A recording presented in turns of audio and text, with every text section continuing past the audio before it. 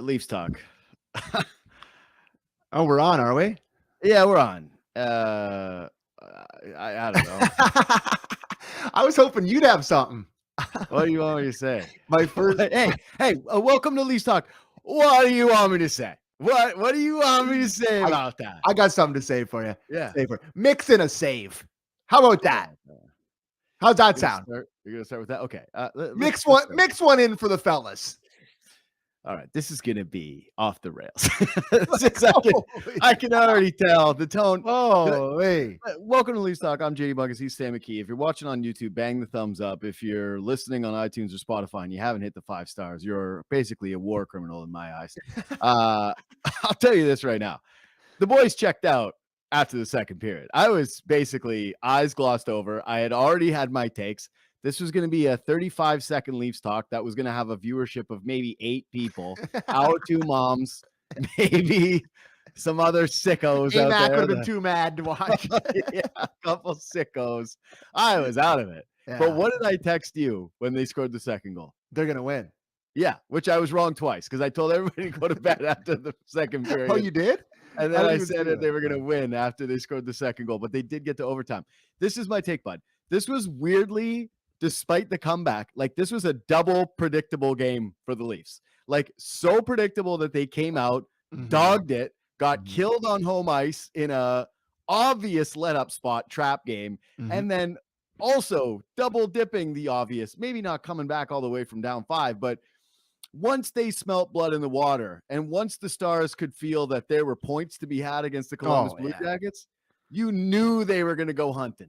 Boys, they were taking long shifts in the third. Like as soon as they started sniffing it, the average length was 2 minutes. It was like North Toronto Arena out there. Boys are just out there for as long as they possibly could be. Yeah, like it's remarkable.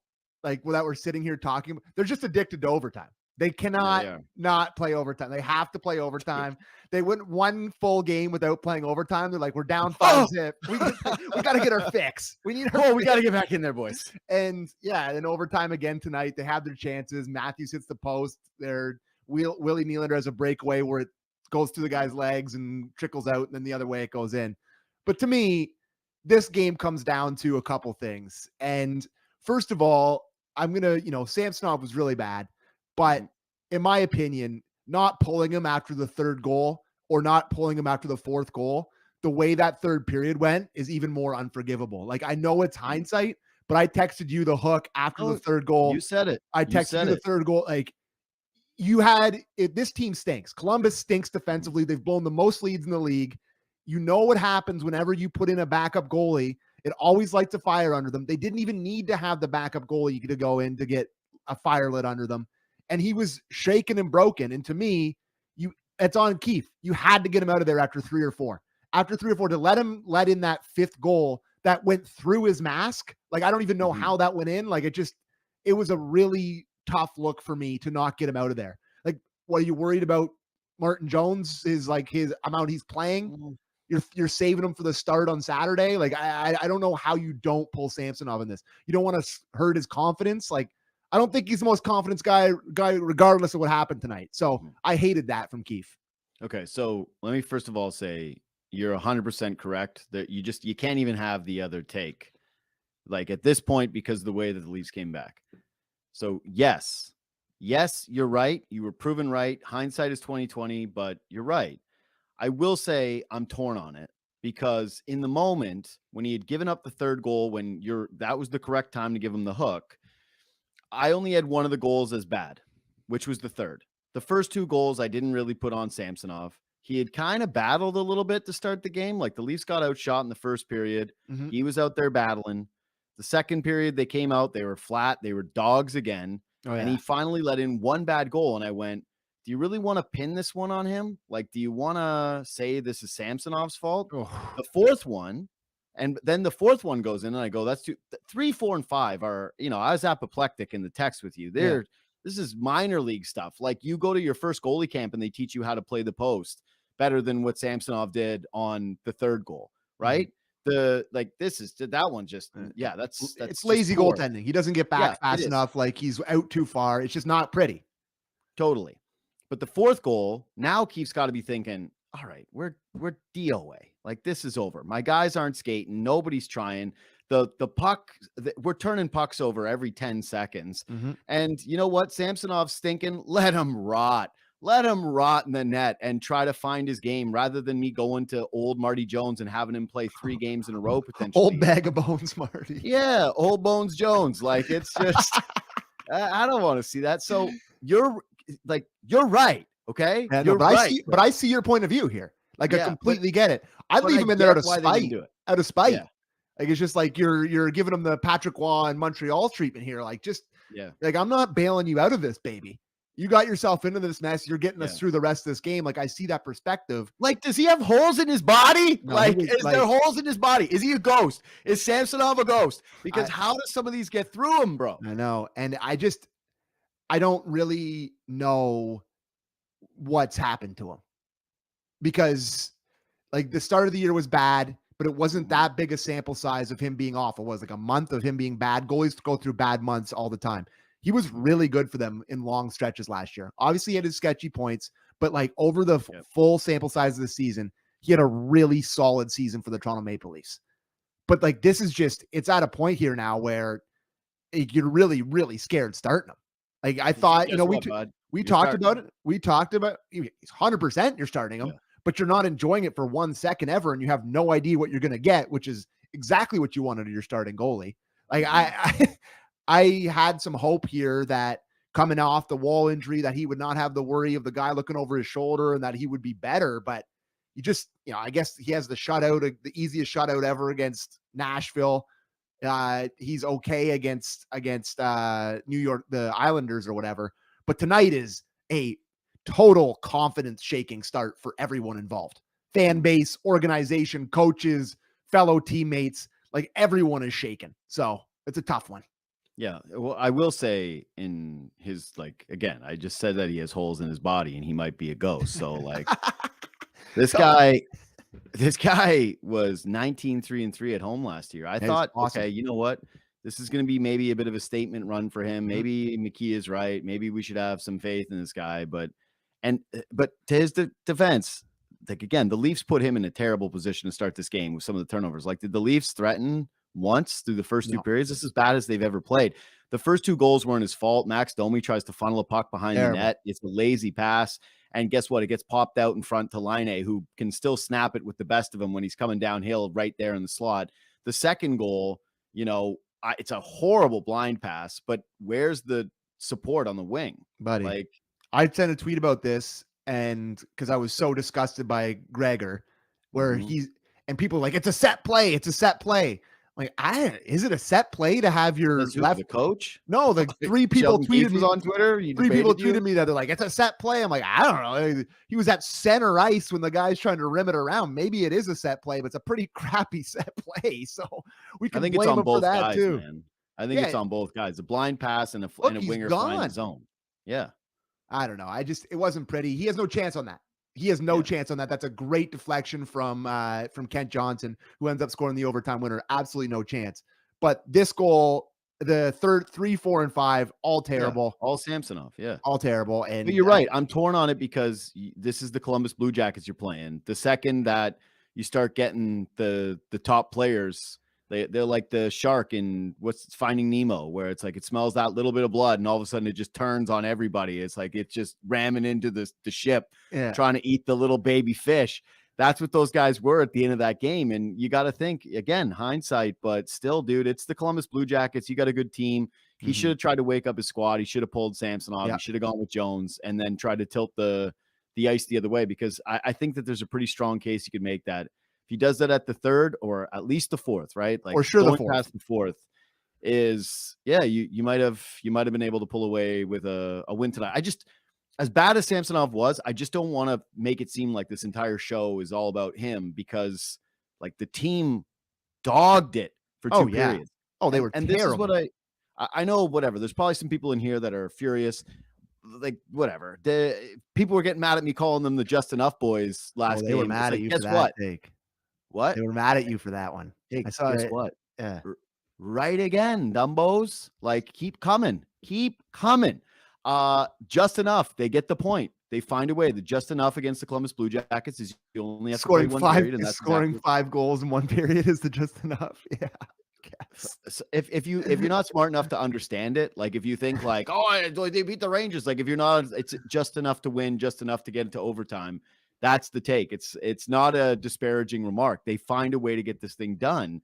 The just enough Leafs get into overtime and they play a period. But I want to ask you this is like, okay, we know the Leafs can raise their game, right? To the good teams. We've seen it against the Rangers. We've seen it against the Bruins. We've seen it just in the past, like this entire iteration of this group. But I said this today when I did the fan pregame with Cuthbert.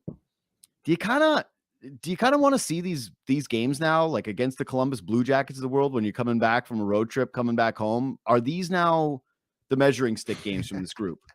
I'm serious. Like handling your business against the crappy teams in the league and not doing the just enough, but actually playing some complete games and getting these wins and dominating and proving that there's a different makeup to your group. Like, is there nothing to that to you?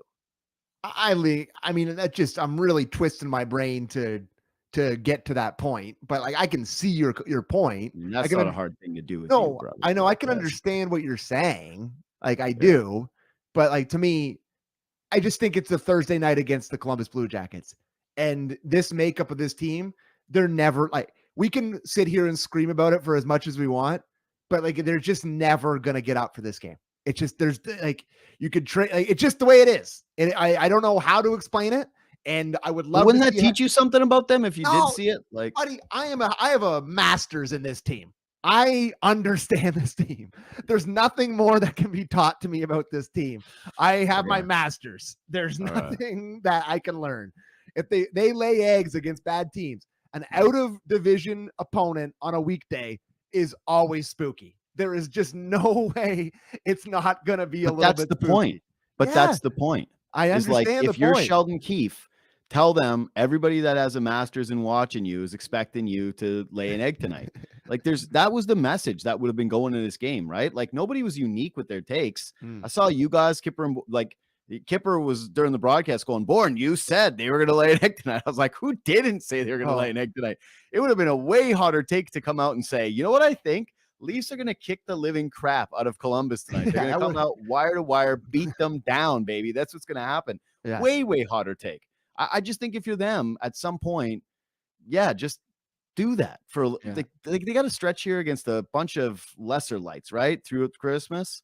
Just come on, come stomp some of these teams out. Who do they have? They have Penguins on Saturday. And then one of the worst teams in the league, run by arguably the worst GM in hockey. I mean, he made arguably the trade that killed the power play. He made a bottom six that's the least tough in the NHL. Oh, easy, Bubba. You got a big show tomorrow to I'm just saying. Easy. They're like dead last in Tim's, dead last in hits. Rainer in, big fella. I'm just saying that it's quite a remarkable feat to have Sidney Crosby play at his very, very best and be that bad, you know? Yeah, so they got Rangers next week, and they got Sabres on next Thursday. Sabres stink too. They absolutely rot. Yeah, and then Jackets next Saturday. Why are the Leafs playing the Columbus Blue Jackets on a set? So it's back to back. They had the Preds on a Saturday, and then they got the Jackets on a Saturday before Christmas. Give me a break. I thought it was going to be Babcock. Oh, yeah, you're right. This would have been the Babcock Bowl. Yeah, this would have been the old Bab Bowl. The Babsy Ballsy. That would have been crazy tonight. Yeah. So, wow. Yeah. Oh, yeah. That's a good point. I didn't even think of that. I actually don't know when they. But it's not true though, because this game would have been the big one, and then they would have been in Columbus, and it would have been a week later. So. Yeah, who knows? This is just a guess. I'm saying at least it would have had some news. So who cares? We're off the rails. It's off the rails. We're off the rails, baby. Again, I reluctantly give them credit for this comeback because it's like they look like they were playing like the Columbus Blue Jackets completely reverted to who they actually are in that third period. Like they suck. Oh my God. Yeah, they suck. They're really, really, really bad. Yeah, they are. The one thing I want to see, which felt like it could have been the turning point in the game, was that offside call. That was a hero call that ref made on the power play. And they never showed us a good look at it. And I wanted to see a good look at it because if the Leafs had come back and won that game, hell, they got a point. If you're Columbus, you ended up getting the 2 points. Who really cares? But that was a big call from the official. It was an absolute hero call. Yeah. I was like, oh, they're on the power play. Why are they they're on the penalty kill? Why are they calling an ice? I know, that's what I thought too. It was like, it was offside. Yeah. That is that reffy. There must have been some ref scouts in the building. that reffy's wife was there tonight. He's like, got him. Yeah, he had his whole family there in Toronto. He had the seats. His whole family.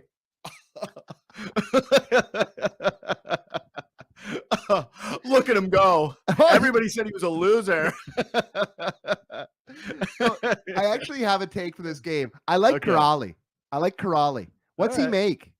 I don't know. That'd be a guy to me that would fit well as a bottom six guy. He's a gritty guy. Expect me to know passionate. the Columbus Blue Jackets cap sheet situation. I got news for you, brother. I do not have that. Yeah, okay. But I think Kuraly could be a good guy. I like him. He pops. He's gritty, skates hard, cares, passionate, good bottom six kind of guy. I don't know how much he makes. Maybe too much for the Leafs. We have no money, but I like him. That's a guy I would like to see them look at because they need depth of their forwards. Yeah.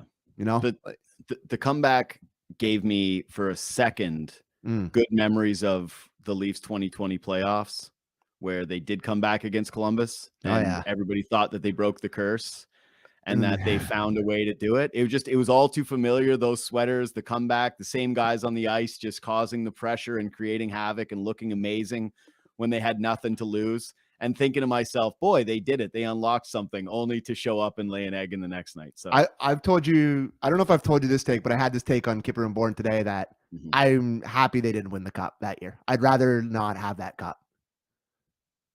I agree with that take. I said, but buddy, in hindsight, none of those championships count. Like none of them count. I said to you when we did the most heartbreaking Toronto sports moments on my podcast 2 days ago, that in hindsight, I'm sorry, like the Habs fans get to chirp us forever. It's fine. And I will accept it. And it sucks. And it hurts me still deep down in my soul. But in hindsight, losing that thing and the pandemic, the bubble tournaments, and, only like 12 nurses in attendance for those games and how weird it was. They don't feel the same way. You're right. For the Leafs, as tortured of a franchise, I get it. If someone has the position of, I don't care, I would have just been loving to have one. I get it. But I would want the first Leafs Cup to be completely bulletproof. The thing is that we're going to die before it happens. So it's like, who cares? It's like, I wish if I had a dragon, it breathes fire and who cares? This is all the stupidest thing to talk about anyway. So it's a stupid, it's moot. It's an absolute moot point. Like I'm picking between Leafs Cups here. Like I know. Picking between your ideal fantasy Leafs Cup. That was sad. That was really sad. Okay, but all right. I guess the comeback is just when those guys are on the ice and engaged and pressuring, it's like, there's no great group. What are they now? They're 10 comebacks. Yeah, like they didn't get a win though. So sorry, go ahead. So this one doesn't count because they've got 9 comeback wins. Yeah, but this is yet another comeback where they force an overtime. Like this is actually them in their comfort zone, right? Hey, we're now going to get credit for turning it on. We've got nothing to lose, and the 6 best guys, the 6 most talented guys, are on the ice, ripping it around and forcing an inferior team to watch all of our skill. Yep, that's it. You nailed it. And they are so good. Like it just like that play. I know he muffs it, but like going back against the grain like that is so nice. Beautiful. It's a real pleasure to watch this team when they're playing this kind of offensive hockey. Like when they don't have anything to lose, right? Like when it's just like when Keefe is clearly like, hey, it doesn't matter if we give one up, so go all in here. And they just go all in on this kind of hockey, and the big guys are playing the whole period. There is no more exciting team in the league to watch than them. They are truly electrifying. Totally agree. All of them are amazing hockey players. Like that Marner goal, it was so sick. The Marner goal. What do you think? Is this the prettiest goal of this season so far? I think McCabe's is prettier. This one is amazing. That one you think is prettier than that? Yeah, just bar down clapper. I absolutely look at that. Bang! I was gonna say it's a nice goal, but Yeah. your love of McCabe is Look at just this. getting out of control. He's gone full Fanuff on us, bud. Yeah. He's laying guys out. He's love that you made a Fanuff reference. He's gone full Fanuff. Yeah, He's laying guys. Give him the C, bud. He's laying guys out. He's going bar down with clappers. He's gone full Fanuff. Yeah, and the tying goal is unbelievable. The play, this is a great pass from Nylander, but the touch pass Marner makes on the tying goal is so sick from behind the net, and just Matthews right away, flick of the wrist, post, and he couldn't even believe it went in. It's just I loved watching it. It was so fun. I was having a blast, man. Yeah, me too. I was. That's the thing. That's the thing that you can't deny about this team is that they're entertaining as hell. Absolutely, man. It's fun to bitch about them. It's fun to watch them. They play an entertaining style of hockey. They've got just unbelievably entertaining players who are all in their prime. It just this pass right here. Yeah. Bing. Look at that. That's beautiful too.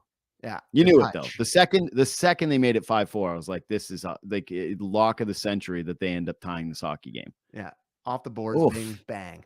That's Columbus. In a moment. How fast did that happen? It's 1 second, bing, bang, boom in the net, and they're like, "We're ruined."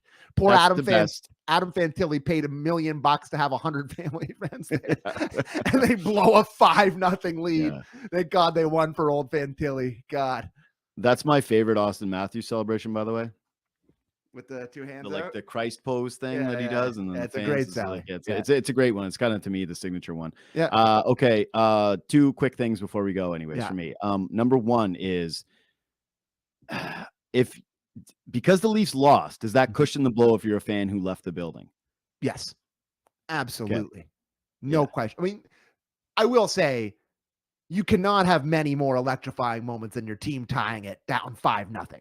Regardless of result, red hot. Regardless of result, you got to live that moment, and you lost. You didn't, when that moment happened, you didn't know the loss was coming. So you got to live that moment, which is great, but it does soften the blow a little bit that they lost. Definitely. I don't think, here's my take is this is why you can't do it. You can't leave unless there's a few minutes left in the game.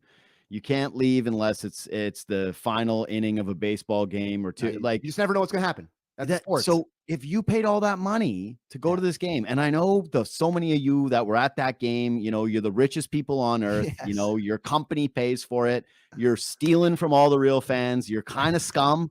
And then you bring your friend one time a year and you think that makes you a good person. You're not. You're a bad person. Okay. You're a bad person. You left that game. Because you're entitled, and you've got those are handed to you. You probably didn't even work for those tickets whatsoever. They were given to you. Okay. So you're in that building and you leave because you go to 1 million of them and you don't care. Yeah. And you left early, and the Leafs have this incredible comeback that was fun to watch, dude. To be in that building and to be around the fans and knowing that was going to happen, and the pulse of the building as it was happening must have been amazing. It just must have been one hell of a time. And did they lose in overtime? For sure. But look at the fans going absolutely bananas for it. Big so pop. Credit to the Leaf fans that stayed and didn't try to beat the traffic. I told everybody to go to bed. So but I didn't say if you're at the game, leave. I said if you're not paid, go to bed. Because I'm not a believer in leaving games early. No, I rarely ever leave. The only time that I've left a Jays game early in a really long time was Texas series this year. Yeah. But there was never a more stone cold lock than them not scoring any runs. So I didn't have to worry about that. That was a lock. The worst part, though, is we're sickos. We went and sat at the bar directly beside the stadium and watched the end of the game. It's on anyway.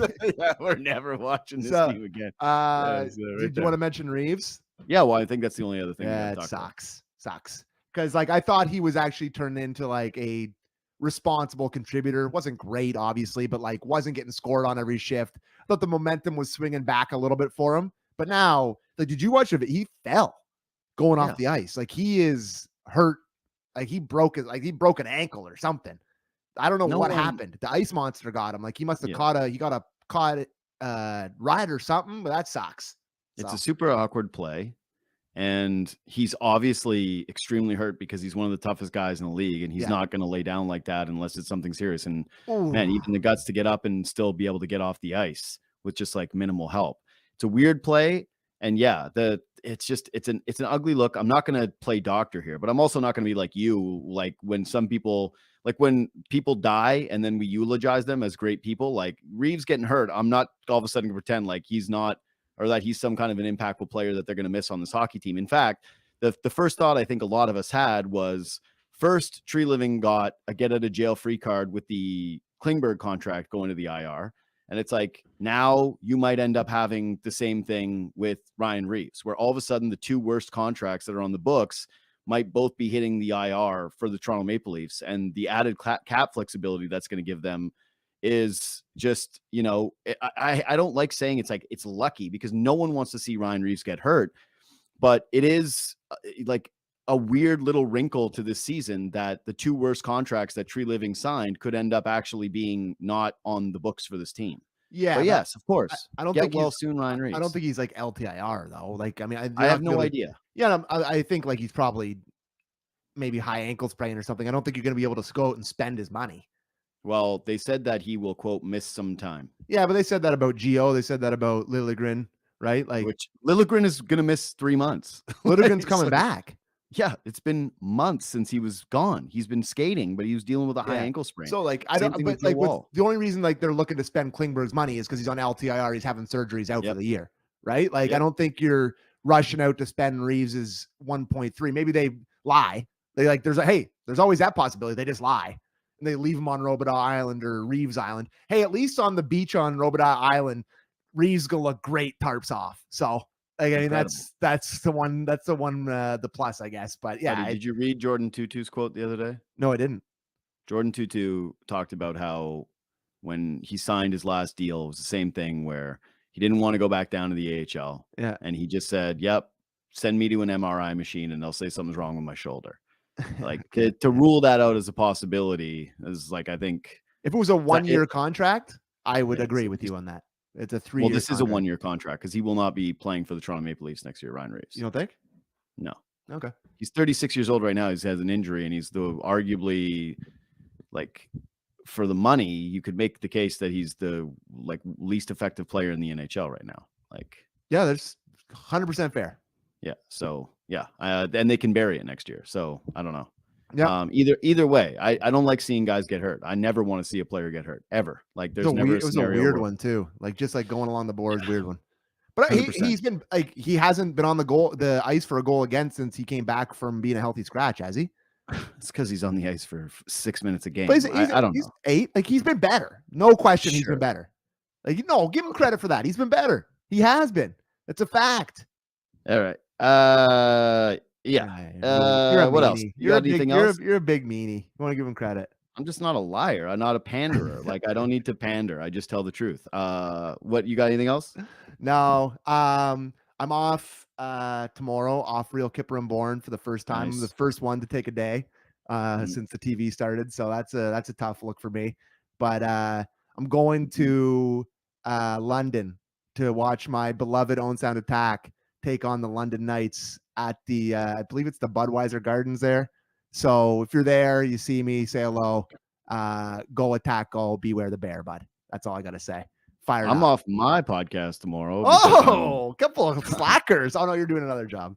No, I did 3 shows today and I was doing Leafs Post and I thought, I could probably just do 1 hour show tomorrow. So you can catch me on Fan Pregame with Justin Cuthbert tomorrow at 6:00, where I think it's gonna be very Dubas centered again tomorrow. I know you don't care. You say Dubas doesn't matter.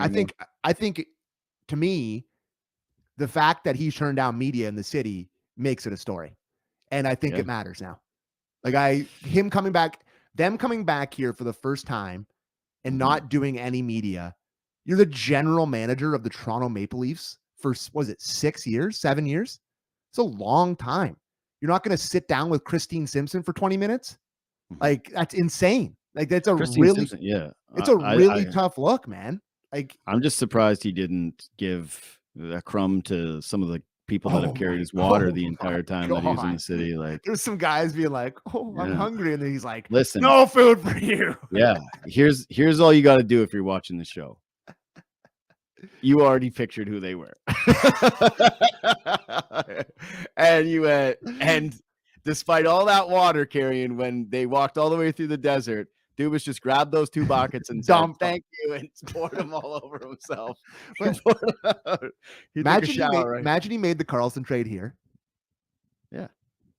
Just think about it. And didn't Shay? I think there was like some Shanny maybe nixed it situation. Like there was a bunch of stuff that went on with that. I think it's pretty embarrassing that he's not doing anything. I do.